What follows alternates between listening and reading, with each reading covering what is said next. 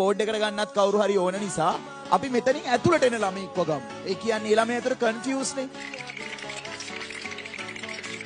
දැන් පන්තිය පටන් ගන්නෙ 8ටනේ.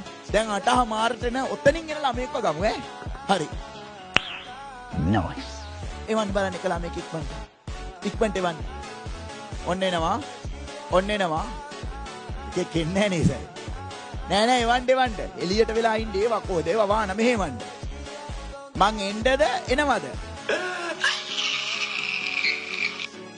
දැන් හැමදාම ඉතින් ඔතෙන්ට වෙලා ඉන්න බෑනේ. කොයි වෙලාවක හරි පන්තියට එන්න වෙනවනේ. ඔන්න එනවා. හරි.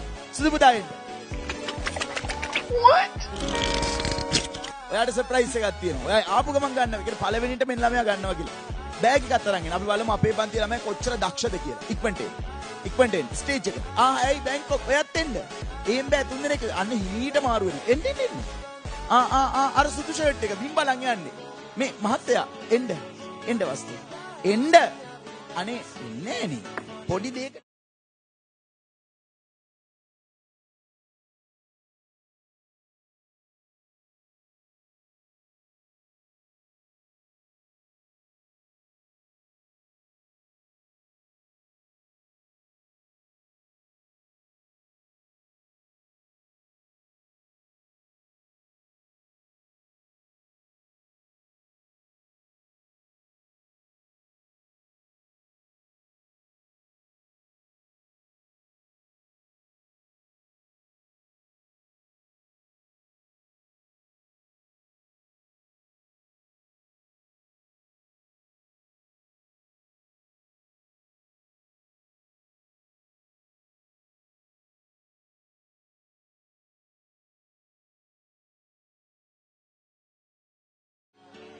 කමන්නේ යන්න දෙන්න තියලා මේ බයෙන් ගියේ. ඒකට එයාට පුළුවන් ඈ.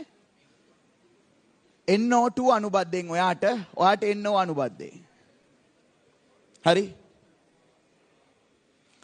ඔව් NO2 අනුබද්ධයෙන් දැන් කිව්වනේ ලියන්න.